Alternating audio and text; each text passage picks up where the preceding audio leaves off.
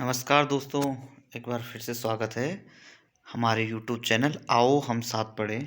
दोस्तों, अभी तक हमने अपने परीक्षा वाणी के 7 पार्ट कवर कर चुके हैं और जो मेरे चैनल में अभी नए हैं तो वो मेरे प्लेलिस्ट में जाकर मेरे जो पार्ट वाइज सीरीज है परीक्षा वाणी को देख सकते हैं। इससे आपका पीछे का बैकअप पूरा होगा। और ये पार्ट नंबर 8वां आज हम पढ़ेंगे। उसमें आज दोस्तों पढ़ेंगे हम अन्य जन आंदोलन। जो अन्य जन आंदोलन जो हुए थे उत्तराखंड में वो पढ़ेंगे हम। तो उसमें सबसे पहले है कुली बेगार आंदोलन। तो कुली बेगार आंदोलन मैंने पहले भी दोस्तों पढ़ाया है, लेकिन इसको जो हमारा जो टॉपिक है अन्य जन आंदोलन उसमें हम पढ़ेंगे इतना ज़्यादा डिटेल में नहीं। जो कुली बेगार आंदोलन होता है वो अंग्रेजी शासनकाल में अंग्रेजी अधिकारियों को कहीं आने जाने के समय पे उनके सम्मान जो सामान होता है, उनके जो भी मनाएंगे उनके लगेज वगैरह तो गाँव वालों को ही ढोना पड़ता था। और उसके जो गाँव वालों को ही ढोना पड़ता था। एक गांव को उस सामान को दूसरे गांव तक पहुंचाना पड़ता था। इस प्रकार के रास्ते में पड़ने वाले सभी गांव में यह बेगारी ली जाती थी। और इसके लिए गांव का जो मुखिया होता था वो एक उनके पास एक रजिस्टर होता था, वो रखते थे इसका लेखा जोखा। उत्तराखंड की जनता इस कार्य के सम्मान के विरुद्ध मानते हुए 1921 में काफ़ी पूर्व से इसकी कुप्रथा का विरोध आंदोलन कर रही थी। लेकिन आंदोलन सर्वप्रथम खैड़ी गांव जो अल्मोड़ा में है वहां पे शुरू हुआ और 13-14 जनवरी को बागेश्वर के सरयू नदी के उत्तरायणी मेला में क्या किया, जब बद्रीदत्त पांडे ने और हरिगोविंद पंत और चिरंजी लाल के नेतृत्व में लगभग 40,000 आंदोलनकारियों ने बेगार न देने की संकल्प लिया या शपथ ली और बेगार रजिस्टरों को सरयू नदी में क्या क्या फेंक दिया। तो यहीं से क्या हुआ, इस कुप्रथा का अंत हो गया। तो ये क्वेश्चन भी आता है दोस्तों यहाँ से, कुली बेगार का जो अंत हुआ वो कहाँ से हुआ, कौन सी नदी में हुआ, ये मैंने पहले भी पढ़ाया हूँ। तो सरयू नदी में हुआ है 13-14 जनवरी को 1921 में। अब जो हमारा अगला टॉपिक है वो टिहरी राज्य में आंदोलन। तो जो टिहरी राज्य था, आप जानते हो टिहरी राज्य जो प्रजातंत्र शासन की मांग को लेकर टिहरी रियासत में लगभग इसमें आंदोलन चलने लगे।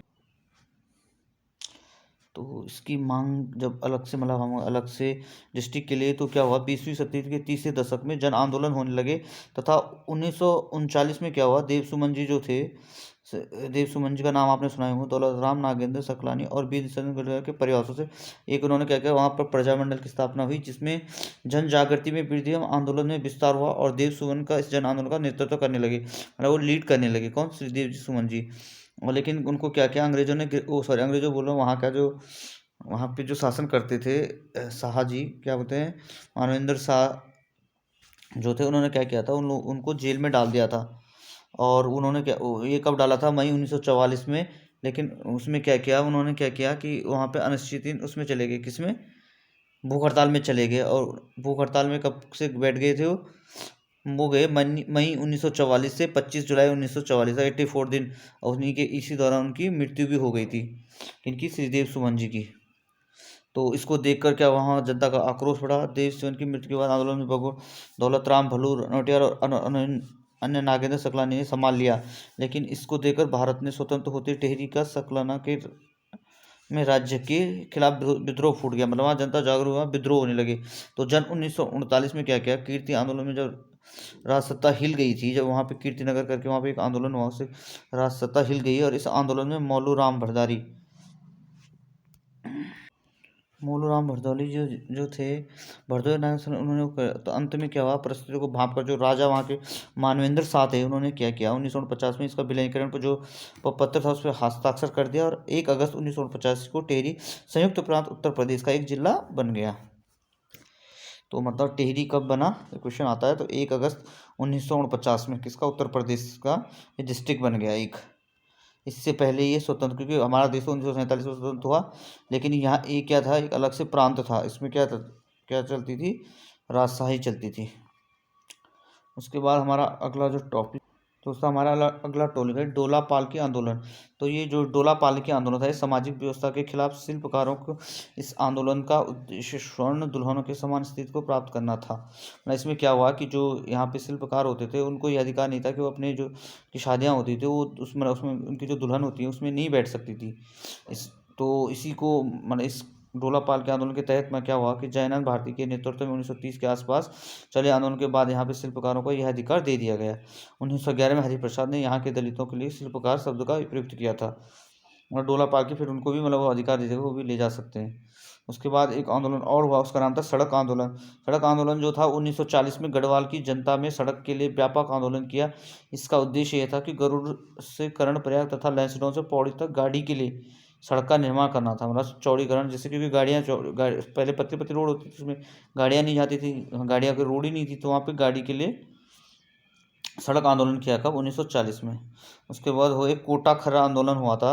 राज्य के तराई क्षेत्रों में क्या हुआ था, सीलिंग कानून को लागू कराकर उसमें भूहीनों तथा किसानों को भूमि वितरण करने के लिए कोटा खर्रा आंदोलन हुआ था।